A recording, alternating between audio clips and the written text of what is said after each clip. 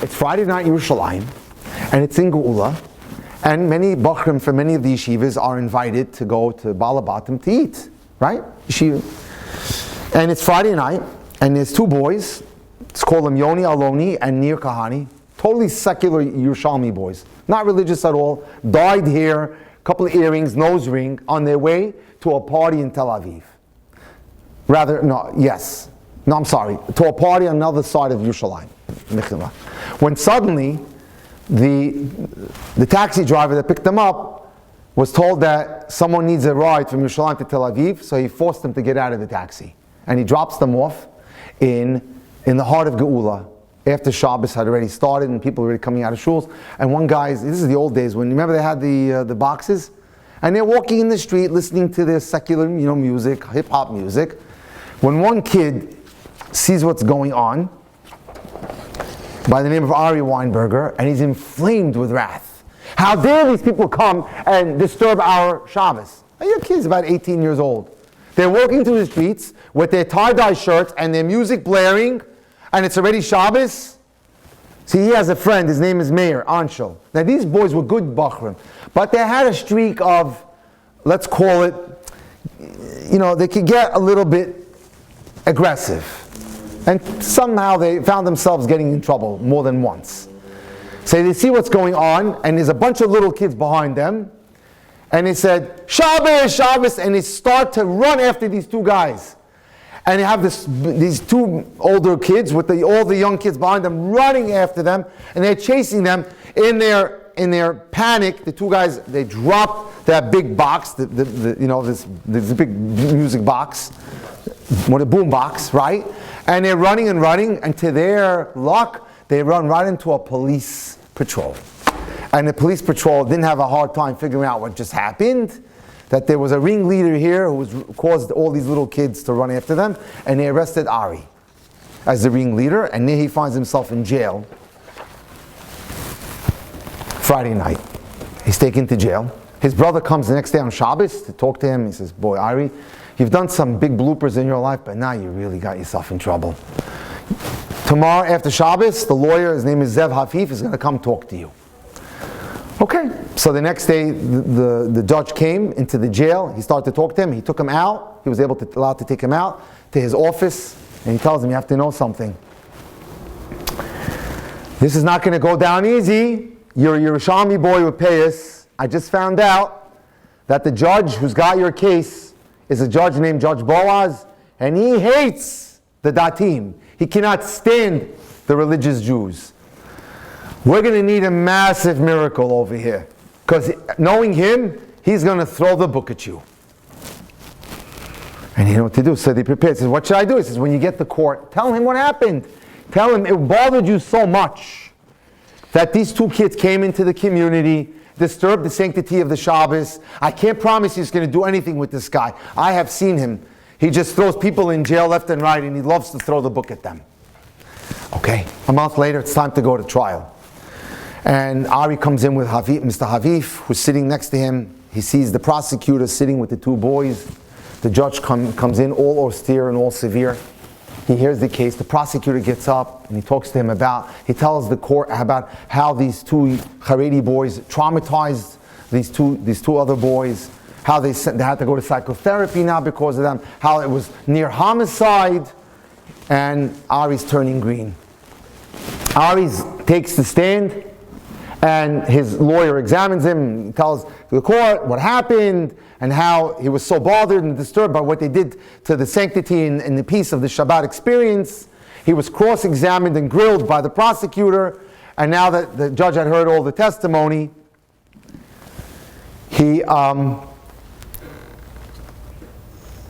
said, I'll come back in 5 minutes and give you my verdict. 5 minutes later, he came back and gave his verdict.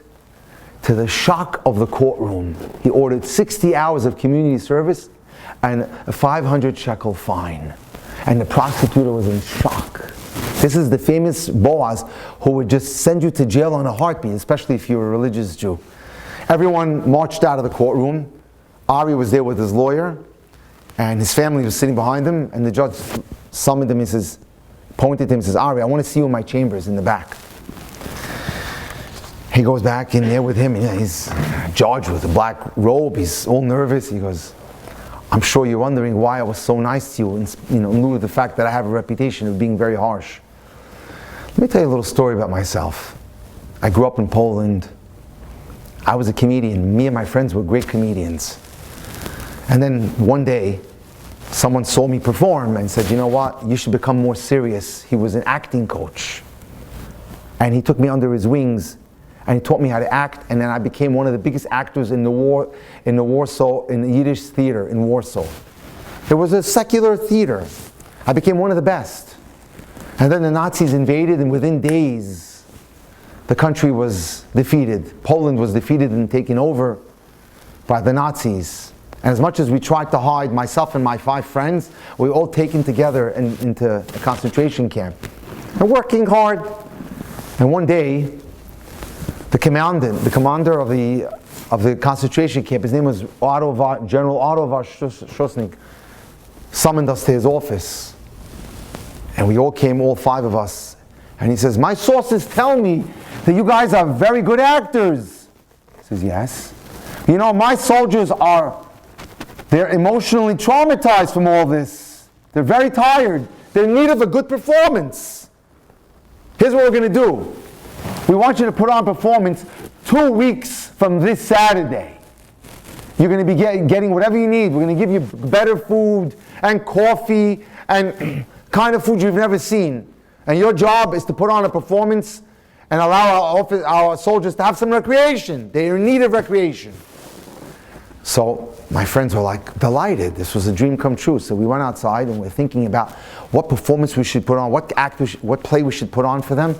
When they were decided to give out roles, and they turned to me and said, you're going to have the role of the captain. I said, oh, I'm sorry, I'm not doing it. Well, what do you mean? No, it's on Saturday, it's on Shabbos, I can't do it. So my friends looked at me and said, what do you mean? You're not Shomer Shabbos. What's it to you? This is the opportunity of a lifetime. From now on, maybe it'll be good to us. And it'll give us better food and better rations. What are you, crazy? He says, no, I'm not going to do it. Why not? He says, you're right, I'm not Shomer Shabbos, but I'll never forget growing up in the house that was. And my father and mother, how they screeched out the last, kopecks to be able to put Shabbos on. I saw that with my eyes. That had an indelible effect on me. While I don't keep Shabbos, but I can't do that. I cannot perform and will not perform on Shabbos. And so the performance went on without me. I would go to the practices and see how they were doing every day. And then right before the day, the Friday they were ready to put on the show, the Germans had built a gorgeous set. They had brought in from Munich all the best carpenters and people to be able to build a fantastic set and a beautiful stage. And my friends went, and I knew exactly, I had watched them rehearse, I knew exactly when the show would start and would end. It was going to start at 2 o'clock and end at 4 o'clock. So at 3:55, I left my barracks to go to my friends in order to wish them well and congratulate them. At 3:57, as the Germans are with their precision, they're clapping to a standing ovation. At 3:59, bam, bam, bam, bam, bam, bam, bam. They enjoyed the performance and killed them all. And this is the judge telling the story. I saw how Shabbos saved my life. Now don't ask me questions. I don't keep Shabbos. Yes, I don't keep Shabbos. That's an internal struggle that I have. He said, that's an internal struggle. But because of Shabbos and what it meant to me, the effect that it had on me when growing up in my parents' home, I saw what it meant to you. I realize why you did what you did. I let you off very easy. You should never take the law into your own hands, but that's why. I saw the loyalty that you had to Shabbos, and that's why I went off easy with you. So ladies and gentlemen, it leaves an impression on us. That's the loyalty that Hashem is looking from us.